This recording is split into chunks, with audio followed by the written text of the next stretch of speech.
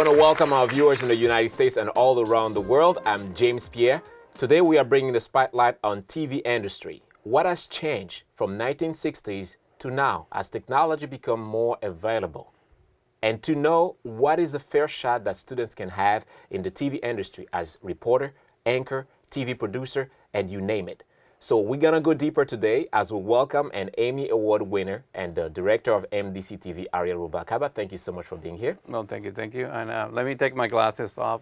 I'm not used to the bright light, so I need to. So we're glad that you are now in the spotlight. I'm in the spotlight. I'm you know putting the lights, feels. and I used to only put the lights on other people. So. Absolutely. Yeah. Also joining us are students age 14-24 who are participating in Urgent Inc. Youth Economic Development Conference at MDC. They're all wearing the Girl Power. Make some noise for Girl Power. And thank you as well for being here. So Ariel, I'm going to start with you. I wanted to go back on what sparkled in your brain and say, you know what, TV is my passion. TV is what I want to do. TV is what's going to be my career. To tell you the truth, I wasn't sure what I wanted to do in my life. I thought I wanted to do something with music, but I was good in math. I was good in physics, thermodynamics. And one day in college, I walked into the TV studio, and something called me. I felt like I really like this. And the more I heard about it, and the more I talked to professors, at that time, the professor who was running that school was Dr. Musburger. And the more I talked to this person and the more I found out about the career, it just sparkled some kind of interest. It has something to do with a little bit of art. It has to do with physics. You know, you're dealing with lights, electricity, chips, hard drives nowadays. So it's technology, and now everybody's using it on mobile devices. But when I started, it was just the art of television. So the sparkle, the light, come when you were in school. Exactly. So not before school. No, before school, I didn't know exactly what I was going to do. I tried programming. You know, it was okay coding, but it was back then. It was the early days, the basics. Probably it's more fun nowadays. I wasn't sure. I just liked the visual part of it. It just attracted me. But the technology they're like toys, and music. I love music, so the three of them combined in television. Who was your mentor at that time? You mentioned your professor.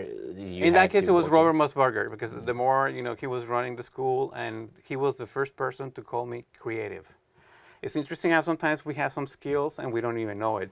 But before that, it was like I was absent-minded. Maybe I was not totally there. But I was always thinking ideas and things. And in television, I guess, when I did the first project, and I actually took pictures, and then I painted the pictures, rescanned them, and animated to voices and music. And when he saw the project, he told me, you're creative. And from that moment on, I realized, I'm creative. I can do something with this. Okay. And then everything he told me was true. He told me you had to be fast, you had to multitask. There's always 2 or 3 things. There's no glamour in this career. It's just you do it because you like it.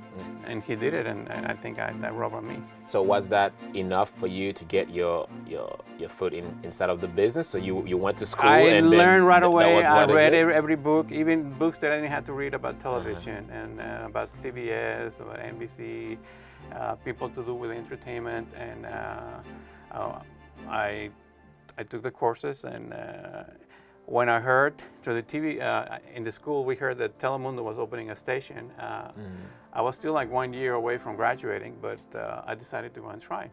And I took a business card. I created my business cards and went and presented myself in Telemundo. And for some reason, people just liked me back then. It was just, I was young. They were starting out. They needed interns. And they told me, you can become an intern, just like that. So as I said, we have a wonderful audience today. Kids who wanted to be, want to be part of the media, want to join the TV industry. So we want to go deeper into the details into that. So you went to school. And after school, was it also like, okay, now you get the first job, or did you have to do internship? Or how does it work? Yes, well, basically you had to build a skill. And a skill, when I said, I think one of the most important things people saw in me, and I can see in some of you guys, because now I'm dealing with students, is there's an attitude that you will make it. There's this inside of you. The fire there's something saying, oh, I like this. And I'll talk about specifics of students that I've seen doing that. That I say they know, I can tell that they like it so much that I can tell they're going to dedicate the time that is needed, and they're going to become really good at it. So let's train them. Let's. If you can see that, you have to build a skill, and because you like it, you do it. To me, editing is like a video game. Directing is also like doing a video game. I don't play games, but my kids do. But I found this is my video game. I have to say, it's a blessing having you because you have a successful career.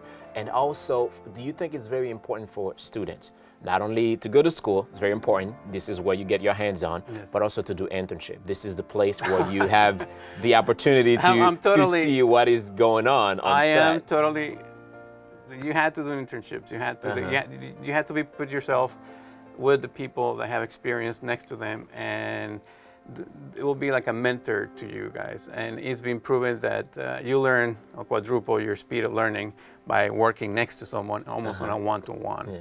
And we have here at the college, we've been blessed to have people that have masters and degrees and doctorates, and they come with the same message, and they have realized sometimes that little mentoring just here and there, sometimes it just helps a lot.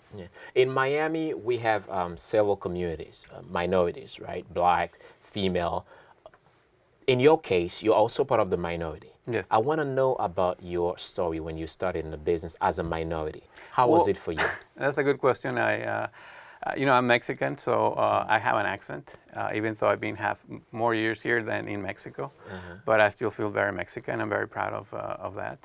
So in the beginning, I was in Telemundo, my internship, so it was great. I had the skill that they wanted the most. I could switch from Spanish to English in no time. Yo puedo hablar español rápido y sé exactamente las palabras. Like I can switch back to English and just continue the conversation. And besides, I knew how to, I was learning how to edit. I could write stuff. Since I was little, I was interested in what was happening in the world. So I had those skills, and people notice and they give you a chance, and people come and help you when they see that you have potential. Because what people want in the TV station or any job is take over this, make it happen. And you have to have that as first, you're gonna make it, you can do it, and somebody's teaching you and you're learning from people who have done it. And you apply it every day, and in the beginning you're slow. When I apply and when I thought I could learn more, I moved from Telemundo to NBC. Because once I learned something, I feel like I need to learn the next step. I need to learn something else. And something was calling, like I wanted to go to LA, I want to go to Miami, I want to go to New York. For some reason, I had these visions because I was reading about those things. And I was seeing people to have work in that business, telling me the stories about somebody who worked in a movie that it was well known at the time in LA. And then they tell you stories in the sets, and you sparkle your interest. And they say, you start focusing, and people are telling you, what to do. And they're there. People who are older that will tell you, I can see you have skill. You can take it. You can make it. And are you building yourself? Because, back then I thought I was very fast and I was knowledgeable, but the more I know, the less I know. But you're a fast learner. That's very good. I'm a fast learner, yes. Absolutely. You need to be fast learning, yes. Stay with us, Ariel. We're going to take a quick break. Our guest today is an Emmy Award winner, Ariel Rubalcava. He's also the director of MDC-TV. After the commercial break, he will talk about his Emmy and also why he's in Miami right now.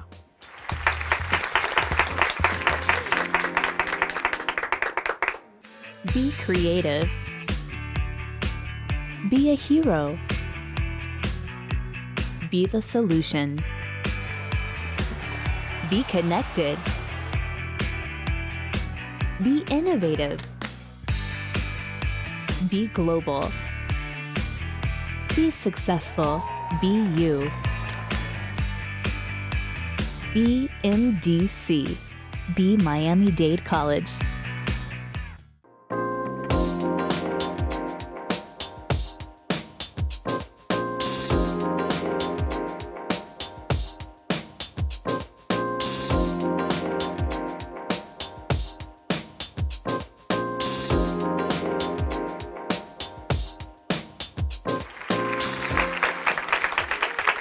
Welcome back. Our guest is still Ariel Rubalcava, an Emmy Award winner, also director of MDC-TV. Ariel, before we talk about MDC-TV, you are not in Miami. So you are at NBC and Telemundo. In Houston. In Houston. Yes, in Houston. Right. Let's talk about some of the challenges you face and what have you learned as well. Well, yes, from that network. I was in Telemundo. I spoke Spanish and English, but I had an accent. So now I wanted to grow, and I saw that NBC, they have a really good department of videographers, and the news looked different, and they have a way of building sequences.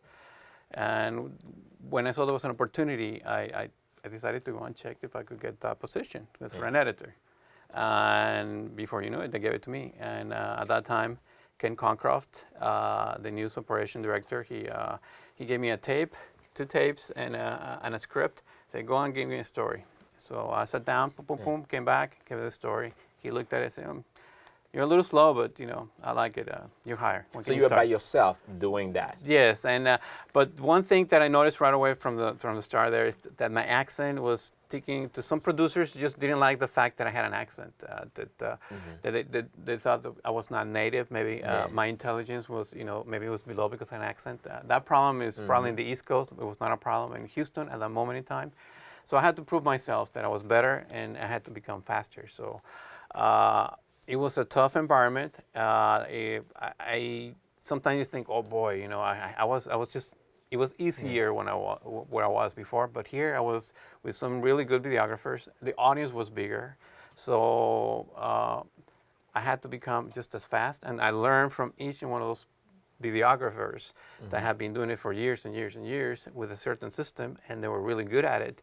That before I knew it, I was picking up the pace. My skills were becoming faster, and I'm becoming a better editor just by working with these guys and knowing what kind of angles to use when you're covering a story.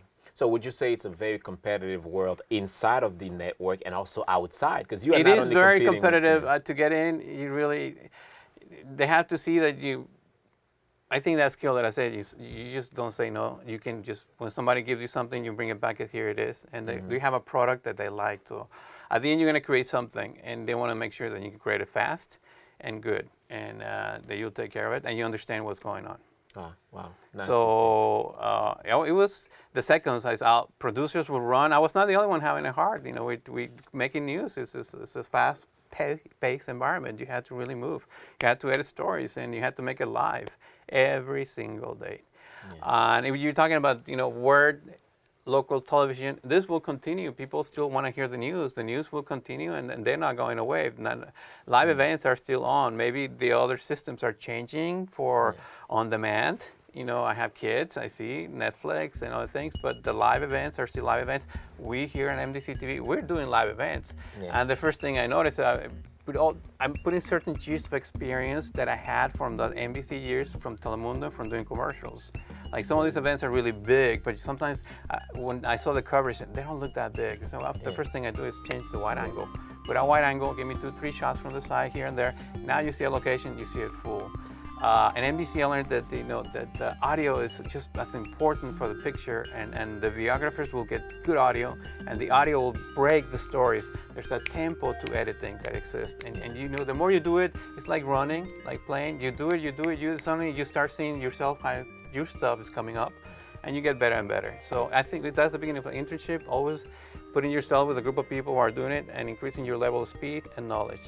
It's the idea of becoming one-man show. So you don't have to be on your writer to be eligible to work for the network. So you have to be a writer. You need to know how to shoot or how to edit as well. Well, once they start seeing the story, some people felt comfortable. I had the anchor people come and say, "Oh, can you edit my story?"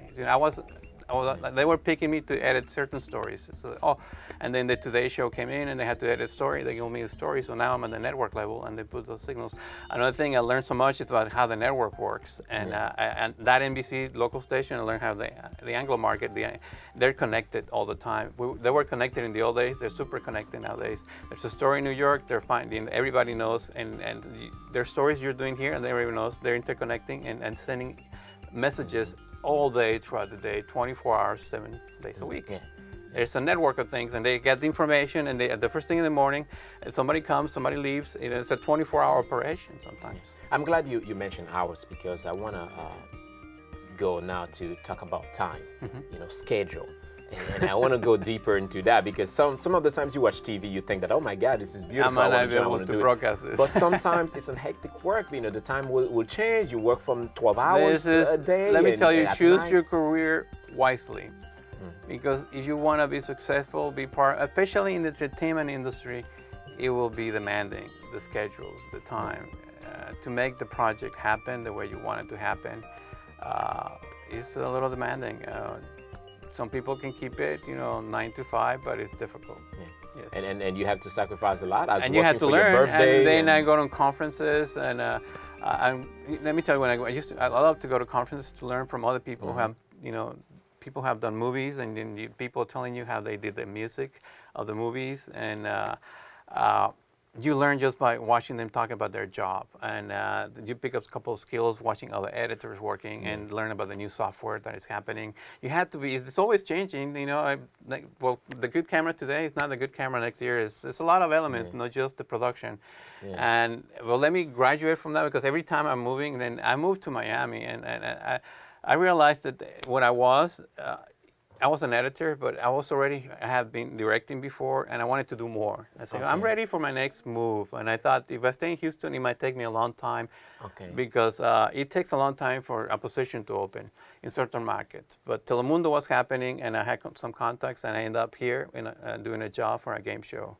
And right away, the skills, it was incredible, but the skills I had picked at MDC just made me one of the fastest to deliver at Telemundo. I was on my toes, I was young, and I was very focused to do more projects, and this time with more money, because I was at a network. And back then it was small, we were 300 people, but that increased very quickly to 1,000. Before I knew it, I was managing 5 people, 6 people. These companies were growing to a new market, and you can see that now in apps. You can see Snapchat, all of the Pokemon applications, everything just takes off, and suddenly you have a success. Well, that network was, and I was there at the right time, at the right place, with the right set of skills. Yeah.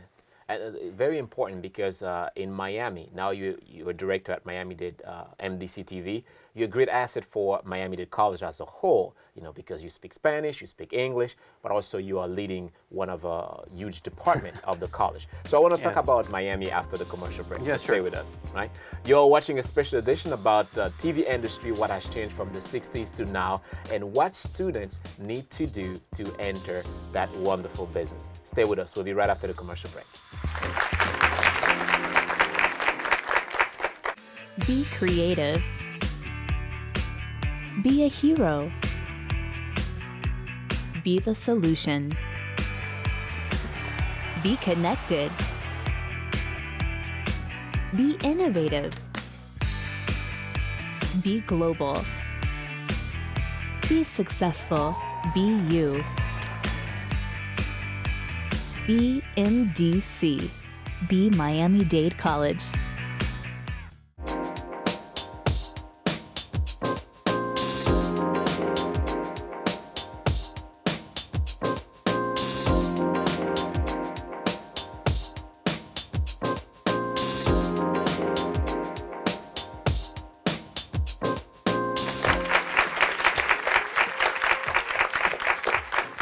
Welcome back to our last segment. Wonderful audience that we're having today, and I'm very blessed, Ariel, to have them as well, so you share your knowledge with them. Before the commercial break, we vaguely spoke about Miami. Now you're in Miami. Yes. I wanted to ask you, now you work for MDC-TV as a director.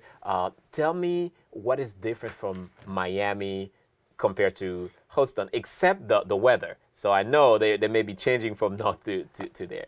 But in the business, is there anything that you feel different? Miami is the epicenter for the Hispanic worlds of production. We started with Univision, continued with Telemundo. Yes. And very quickly, it's been the place where Latin America seems to be coming together. Mm-hmm. And you had Discovery, CNN, and just all these ramifications of media produced from Miami is at a network level. Is that making you feel more comfortable? Working in a network level, No, in Miami, in the environment, because the Hispanic has more opportunity, more shots, because you can be in Spanish or English compared to Miami. I guess yes. I mean, it's always, if I wish I could speak another language. I think that the more languages you speak, the better. Yeah. That issue might not be so much of a problem with technology in the future, but I guess it did. It's just I felt like I belong with these media professionals doing what I like to do, and they have bigger budgets, and there's some projects that go over $1 million, easily. And any project I was doing, we started with $5,000, but eventually it was 25, 35. And I was doing multiple projects at the same time. The producer programming, and that's another thing. There's a lot of jobs inside the network. It's just not just production and directing.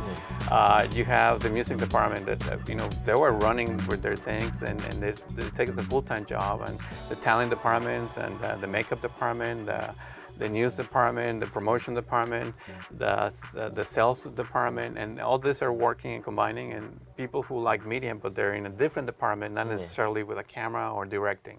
So there's a lot of the positions that, human resources department.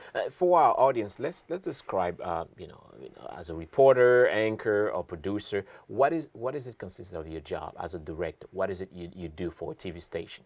So they know if they are interested to join a TV station as a producer or as an anchor or as a reporter. Well, especially with the social media explosion we're having, there's a need for creating content, and you can create content with video devices, cameras, but you have to have also at the station level with the quality of work. We just had, and we're in touch with. They come here all the time. We just had CBS.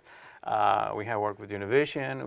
We have all these stations, and we're working with them as well. And you just get to work with them at that level, and they see that you have developed the skill set, the speed, and that you can do the job. Basically, it's just because there's too many projects, so you can learn it from people that have done it, and get up to speed and find your way into a market that needs you and that you like what you do. I think you have to like what you do. Yeah. So TV station is really about image. So as an anchor or as a director, so you always have to shape your image because you represent the institution. Branding. Yes. Tell us more about the social media, how students need to be, how they need to behave when it comes to social media, on what they post and how they react to certain things. Yeah, they're not. Will that be able to hunt them later? Yes. Be careful what you post. Keep your life a little private. There are certain things that you can share. Don't share everything. Be careful. It's way open. You can become a star on the social media, on YouTube. YouTubers. There's a lot of people who want to do that business. I recommend them to get an AA in broadcasting to understand if they want to take it to a higher level, because you're dealing with music rights all the time, with art rights, with trademarks. And anyone can take you down if you don't have an understanding of that. If you're using somebody's music, or you're using somebody's artwork or photographies in your projects, you have to pay the artist. There's rules and regulations that apply to the broadcasting industry. So you have several hats. You're director, producer, writer. You shoot as well. You edit. But not only that, you're also a mentor. You have students coming here at MDC-TV, serve, do their internship. So you work with them. Tell me about the relationship between you and the students, what they've gained by joining MDC-TV. Yes. I guess maybe my energy and their energy, when I see them, and I see a younger me, and say, okay, I can tell this kid likes what he's doing. A case in Danny Boy. Yeah. Okay, he's shooting one of our cameras. So I saw Danny. He was an intern, and he did great. I thought he was green on the camera, and say, oh, he's very green. But he wanted to do it more than other people wanted it. And that was a spark. That spark is important, kids. I had to see that you really, because the hours, sometimes but you have to enjoy what you're doing, and you just do it because it's pleasurable, and you have to do it. So before you know it, by bringing him into the group, and he volunteered, and when you volunteer for them, they build a skill set, and before you know it, they're flying by themselves, and they're doing editing, multicam, and because they're working with us. They're working with Michael, they're working with you, and they're trying to understand that the more you do it, the better you're at it, and you combine that with books, and I read hundreds of books. You mentioned Danny. It's very interesting because to me, I feel that MDC is like a mosaic of culture, so you have a bit of everybody. I'm Haitian, Danny is Hispanic heritage. You have Michael. You also have Zach, also African American. But inside you have different cultures. But we are learning. Look, I'm Mexican, or there's something in me that calls I'm universal. Absolutely. I believe in the planet as my the number one. But thing. The point is, everybody has a fair shot to do I just want to know that you like love what you want to do, and you're going to put the hours and the effort to do it the best way possible. What piece of advice would you like to share with young students, even at 14, 16, 18, who want to join the television industry? What is it they have to do? I know you mentioned the one-man show. You have to learn a little bit of everything. Do you need to have a thick skin, not taking things too personal instead of that business? Yes, the egos of people are, because it's an artistic field and it's also a business. So directors will scream sometimes in the sets. Actors will get, they're timid and or sometimes they have big egos, and there will be cat fights on the sets. You have to learn how to deal with that, and that's just part of. And I think I play sports, and it was good for me to play sports because you're part of a team trying to achieve a goal, and at the end it's about, okay, let's work together to make it happen. Yeah. Because it really takes. Television is a medium where you want to be successful at the big leagues. You have to work as a team.